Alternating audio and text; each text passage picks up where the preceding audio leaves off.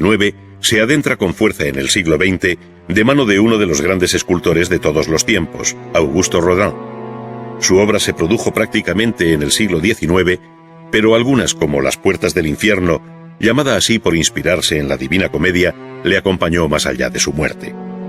Encargadas en 1880, trabajó en ellas hasta 1900, no fundiéndose en bronce hasta después del fallecimiento del artista en 1917. Rodin hizo de la figura humana el objetivo de su obra, y en este sentido mantuvo la tradición que desde la antigüedad consideró al desnudo como el asunto principal de la escultura.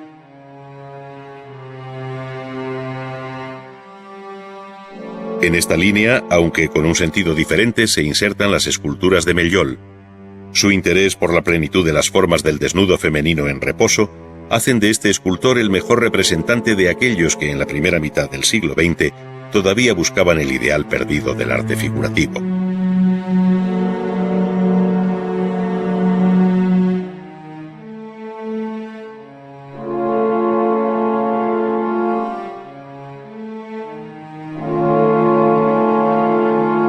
Algunos pintores, como Degas, Renoir y Bonnard, hicieron escultura, pero fue Matisse quien mejor expresó lo sucedido en poco tiempo con la figura humana.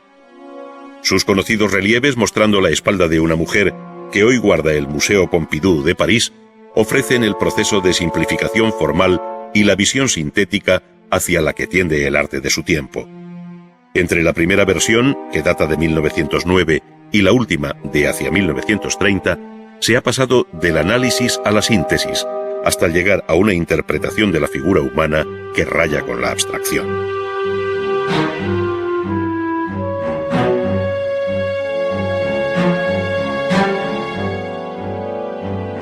Las nuevas aproximaciones al cuerpo humano, donde ya no interesará el canon clásico de su relación proporcional, tenderán a visiones muy distintas, donde interesará, en el caso del futurismo de un Boccioni, el movimiento y su relación con el espacio-tiempo. Así surgió el hombre en marcha, llamado por él formas únicas de continuidad en el espacio. Qué lejos queda el mundo de Rodin y Melliol en los días mismos de Melliol y Rodin.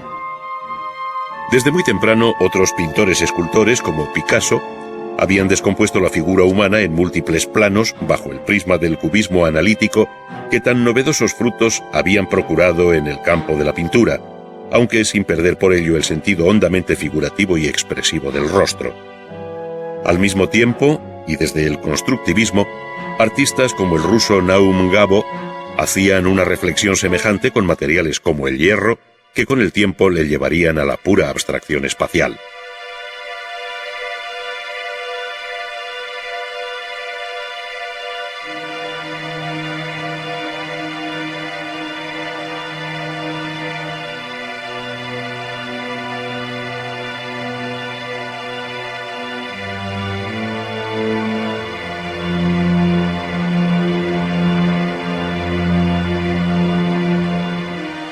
Por otro camino diferente, escultores más comprometidos con la concepción tradicional del volumen, como el rumano Brancusi, que acarició y pulió sus obras en mármol y bronce hasta convertirlas en unos objetos bellos en sí mismos, al margen de la naturaleza o de lo que representaran.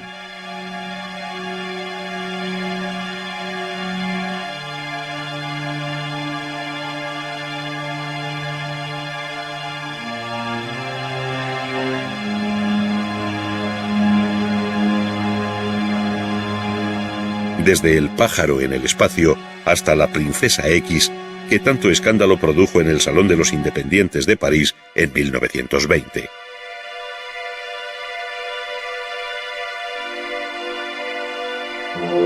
El inglés Henry Moore se sumó a quienes veían en la figura humana una fuente inagotable de inspiración, no tanto para seguir escrutando sus posibilidades formales como para ahondar en su poder expresivo. Su visión resulta de gran originalidad al mostrar al tiempo las formas internas y externas del cuerpo humano, creando campos de luz y sombra de una belleza desconocida. Junto al poder creciente de la abstracción, en cuyo origen tuvo un decisivo papel Brancusi, se abrieron otras muchas vías de expresión que incluyeron las provocaciones nihilistas del dadaísmo, las experiencias cinéticas y el artificio irónico del surrealismo.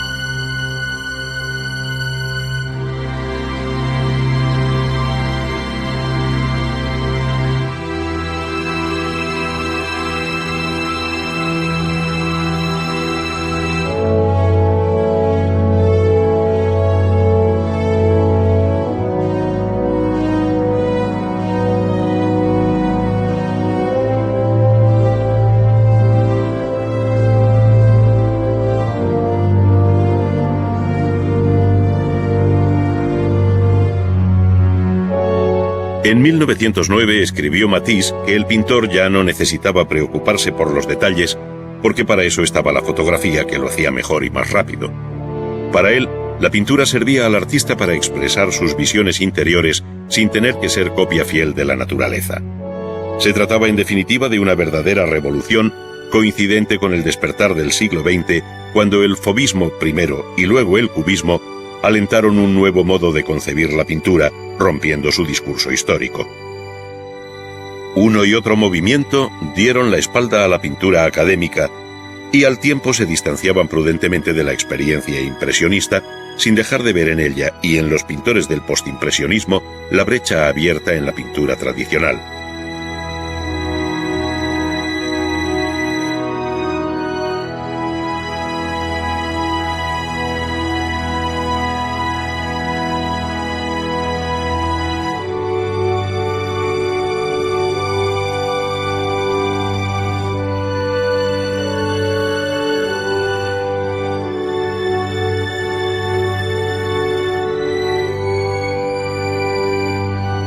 El nombre de fauvismo viene de fauve, esto es, fieras o salvajes, que es como la crítica adversa bautizó a los pintores que participaron en 1905 en el Salón de Otoño de París. Entre ellos estaban Matisse, Derain y Vlaminck, que tenían en común el empleo violento del color puro, sin mezclas ni matices, con un sentido vital e instintivo.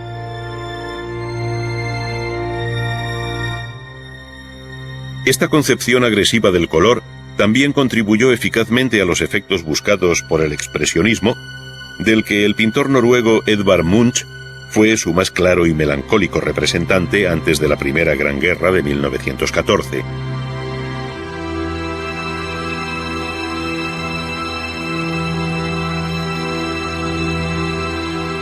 Con él estuvo vinculado el grupo expresionista alemán de El Puente, en Dresde, formado por pintores como Kirchner y Pechstein, a los que se unieron otros como Emil Nolde.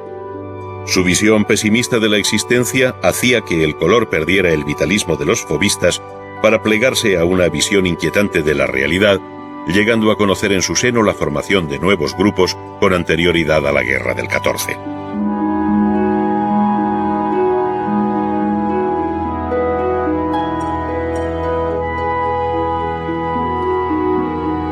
El más importante fue, sin duda, el llamado Jinete Azul, o Der Blaue Reiter, que ya dejaba ver la influencia del cubismo, pero sin perder el interés por el color.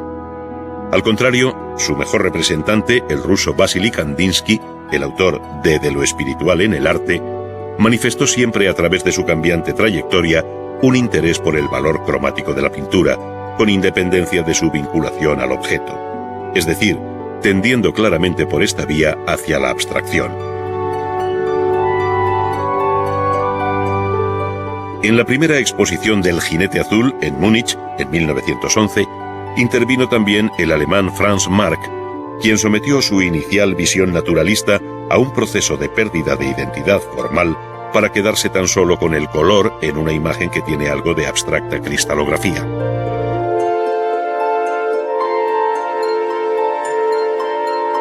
Tanto el fauvismo como el expresionismo afloraron de nuevo con fuerza en el periodo de entreguerras, mostrando muy diversas tendencias. Desde la más amable y conservadora tradición, que cabe llamar impresionista al modo de Bonnard, hasta el feísmo